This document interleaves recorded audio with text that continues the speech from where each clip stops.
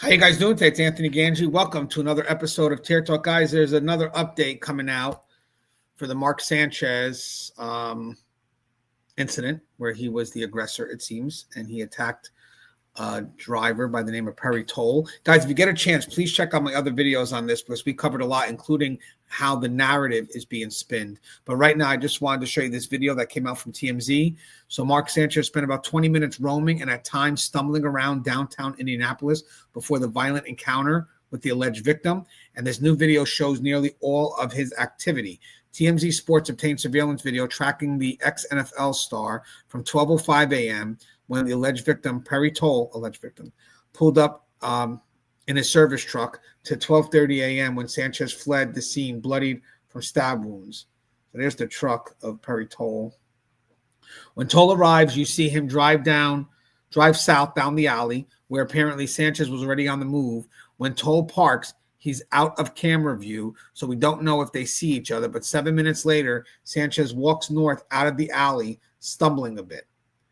He's not injured at this point and doesn't seem agitated.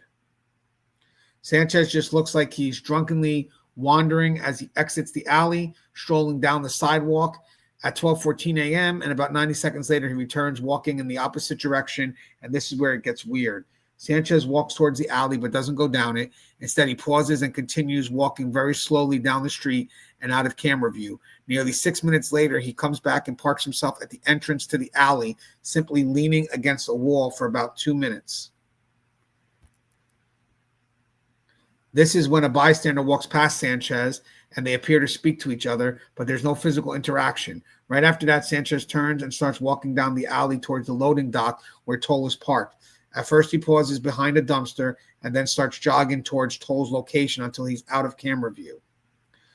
Police say this is the time between 12:25 a.m. and 12:30 a.m. when Sanchez pulled Toll out of the truck, prompting Toll to pepper spray and stab Sanchez, and Sanchez allegedly slashed Toll's face. This is a better, more objective narrative.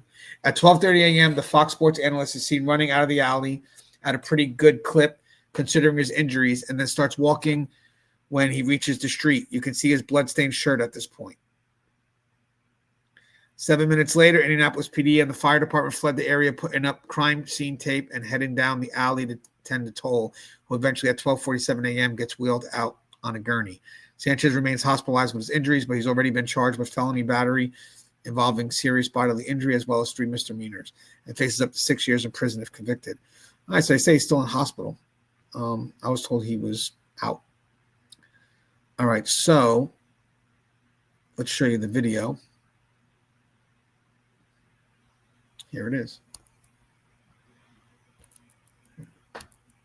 Hold on, guys.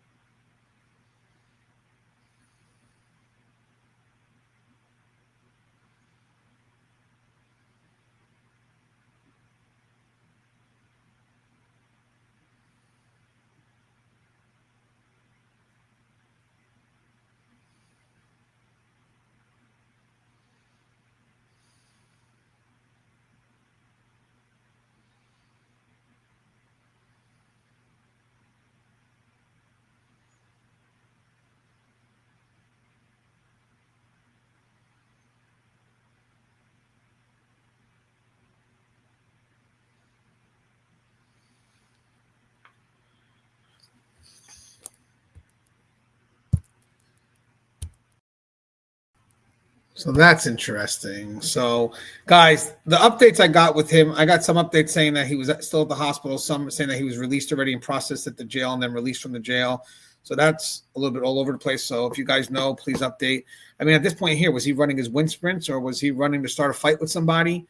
Was he targeting this driver already?